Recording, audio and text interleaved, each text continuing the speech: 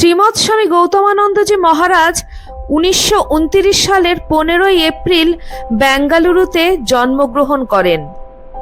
এই মহান প্রাণ মহারাজজির জীবন কাহিনী থাকছে আমার আজকের ভিডিওতে। নমস্কার, life stories with Soma YouTube চ্যানেলের সকল দর্শক শ্রোতা বন্ধুকে আমন্ত্রণ জানাই আমার আজকের ভিডিওটিতে। বর্তমানে রামকৃষ্ণ মঠ এবং রামকৃষ্ণ মিশনের সংঘাধ্যক্ষ শ্রীমৎ স্বামী গৌতমানন্দজি মহারাজ। স্বামী গৌতমানন্দজি মহারাজ হলেন রামকৃষ্ণ মঠ এবং রামকৃষ্ণ মিশনের সপ্তদশ সংঘাধ্যক্ষ। 2024 সালের 26শে মার্চ রামকৃষ্ণ মঠ এবং রামকৃষ্ণ মিশনের ষোড়শ সংঘাধ্যক্ষ শ্রীমৎ স্বামী শরণানন্দজি মহারাজের মহাপ্রয়াণের পর তিনি তার স্থলাভিষিক্ত হন। 2024 সালের 24শে এপ্রিল বেলুর মঠের অচি পরিষদ ও মিশন পরিচালন সমিতির সভায় তাকে রামকৃষ্ণ মঠ ও রামকৃষ্ণ মিশনের সপ্তদশ সংঘাধ্যক্ষ নির্বাচিত করা হয়। তিনি 2024 সালের 1 মে বেলুর মঠের সপ্তদশ সংঘাধ্যক্ষ হিসাবে আনুষ্ঠানিকভাবে পদ গ্রহণ করেন। শ্রীমৎ স্বামী গৌতমানন্দজি মহারাজ 1929 সালের ব্রিটিশ ভারতের অধুনা কর্ণাটক রাজ্যের বেঙ্গালুরুতে তামিলনাড়ুর কেথানপট্টি হতে আসা এক ধার্মিক পরিবারে জন্মগ্রহণ করেন। তিনি বেঙ্গালুরুর শেষাদ্রিপুরম হাই স্কুলে বিদ্যালয়ের পাঠ গ্রহণ করেন এবং গভর্নমেন্ট সেন্ট্রাল কলেজে পড়াশোনা করেন। 1951 সালে যৌবনকালেই গৌতমানন্দজি রামকৃষ্ণ মঠের বেঙ্গালুরু শাখার সংস্পর্শে আসেন। তখন থেকেই তার নিয়মিত যোগাযোগের কারণে সেখানকার মঠের স্বামী জ্যোতিষ্বরানন্দজির আধ্যাত্মিক নির্দেশনায় ঘনিষ্ঠ হন এবং পরবর্তীকালে 1955 সালে তাঁর কাছে মন্ত্রদীক্ষা নেন। পরের বছর তিনি তার গুরুর পরামর্শে রামকৃষ্ণ মিশনের নয়া দিল্লি শাখায় যোগদান করেন। সেই সময় দিল্লি শাখার নেতৃত্বে ছিলেন স্বামী রঙ্গনাথানন্দজি মহারাজ, যিনি পরে রামকৃষ্ণ মঠ ও মিশনের ত্রয়োদশ অধ্যক্ষ নির্বাচিত হন। শ্রীমৎ স্বামী রঙ্গনাথানন্দজি এই তরুণকে সন্ন্যাস জীবনের পথে পরিচালিত করেন।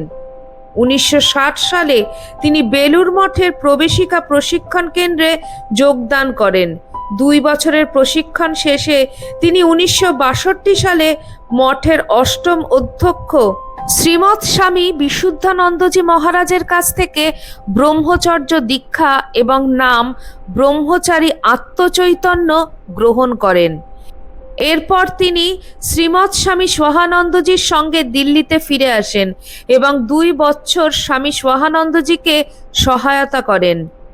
1964 সালে ব্রহ্মচারী আত্মচৈতন্য দিল্লি থেকে মেঘালয়ের সোহরা আশ্রমে যান।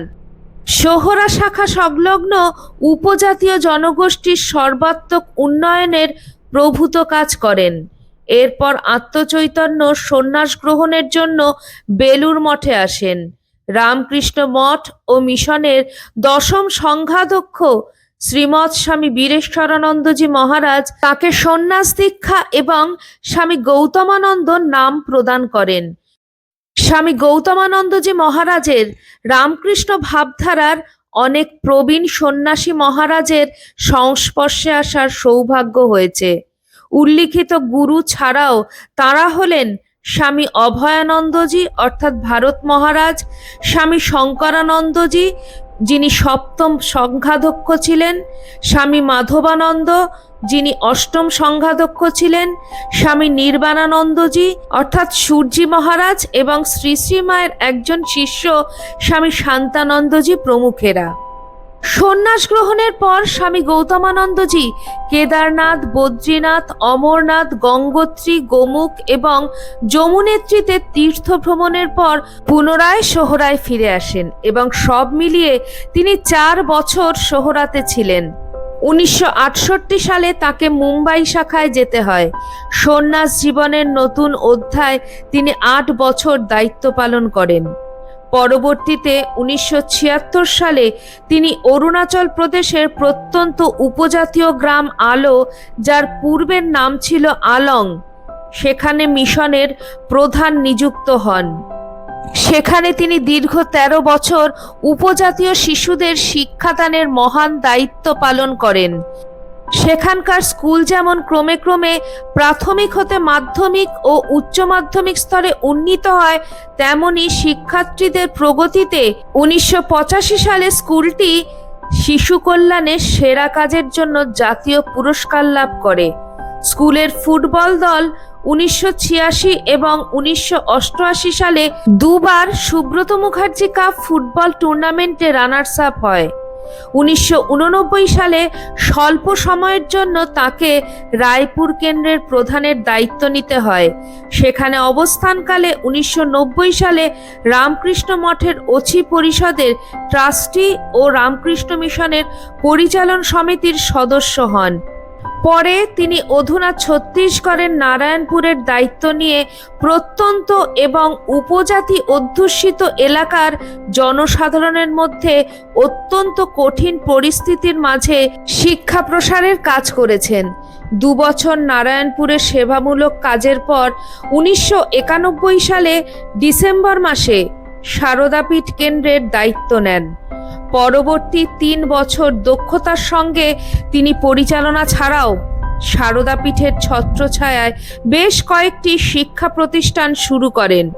1995 সালে স্বামী গৌতমানন্দজি মহারাজ সমগ্র দক্ষিণ ভারতের অত্যন্ত গুরুত্বপূর্ণ শাখা চেন্নাই, যার স্থান বেলুর মঠের পরেই বলে গণ্য করা হয়, সেখানকার প্রধান নিযুক্ত হন।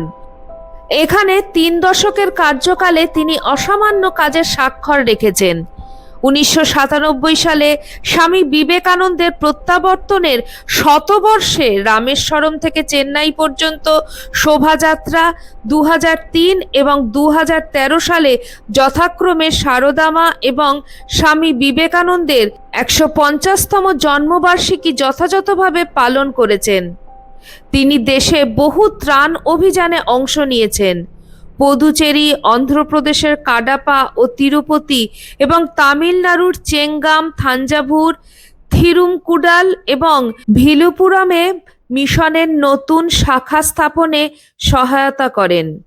অছি পরিষদ তাকে ভক্তদের আধ্যাত্মিক দীক্ষা দেওয়ার অনুমোদন দিলে তিনি 2012 সালে আধ্যাত্মিক মন্ত্রদান শুরু করেন। 2017 সালে তিনি সংস্থার একজন সহ-সভাপতি নির্বাচিত হন। দেশ ও বিদেশে বহু জায়গায় তাঁর বক্তৃতা ভারতের আধ্যাত্মিকতা ও বেদান্ত দর্শন বিষয়ে আগ্রহ সৃষ্টি করেছে। এছাড়াও তিনি central board of secondary education এবং নতুন দিল্লিতে national council for educational research and ট্রেনিংয়ের মতন 2টি গুরুত্বপূর্ণ কেন্দ্রীয় সংস্থায় সাধারণ ও এক্সিকিউটিভ সদস্য হিসাবেও দায়িত্ব পালন করেছেন। ভারতের সাংস্কৃতিক ঐতিহ্যের আকর মনে করা হয় তাকে। একজন দীক্ষাগুরু হিসেবে তিনি ভারত এবং বিশ্বের বিভিন্ন স্থানে ভ্রমণ করেছেন। মঠ ও মিশনের শাখা এবং সেই সব স্থানে অবস্থিত অননুমোদিত কেন্দ্রগুলিতেও পরিদর্শন করেছেন। এই পরিদর্শনের মাধ্যমে তিনি বিপুল সংখ্যক মানুষের মধ্যে ঠাকুর শ্রী শ্রী রামকৃষ্ণদেব, শ্রী শ্রী মা সারদা দেবী, স্বামী বিবেকানন্দ এবং বেদান্তের বার্তা ছড়িয়ে দেওয়ার চেষ্টা করেছেন এবং অনেক আধ্যাত্মিক সাধককে মন্ত্র দীক্ষা দিয়েছেন। মঠ ও মিশনের বিভিন্ন সাময়িকীতে তিনি বেশ কয়েকটি প্রবন্ধ লিখেছেন। এই বয়সেও তাঁর শারীরিক সুস্থতা, মানসিক সজাগতা এবং হাসিখুশি স্বভাব তরুণ প্রজন্মের কাছে অনুপ্রেরণা। আজকে আমার ভিডিওতে আপনাদের সাথে শেয়ার করলাম রামকৃষ্ণ মঠ ও রামকৃষ্ণ মিশনের সপ্তদশ সংঘাধ্যক্ষ শ্রীমৎ স্বামী গৌতমানন্দজি মহারাজের কথা। আপনাদের ভিডিওটি কেমন লাগলো অবশ্যই কমেন্ট সেকশনে কমেন্ট করে জানাবেন। চ্যানেলের নতুন বন্ধুদের কাছে একান্ত অনুরোধ, চ্যানেলটি সাবস্ক্রাইব করে আমার পাশে থাকবেন আর পাশে থাকা বেল আইকনটি অবশ্যই ক্লিক করে দেবেন, যাতে আমার পরবর্তী ভিডিওতে আপনার সঙ্গে আমার আবার দেখা হয়। আজ এই পর্যন্তই। সবাই ভালো থাকবেন, সুস্থ থাকবেন। আবার খুব শিগগিরই দেখা হচ্ছে কোনো একটি নতুন ভিডিওতে। জয় ঠাকুর, জয় মা, জয় স্বামীজি।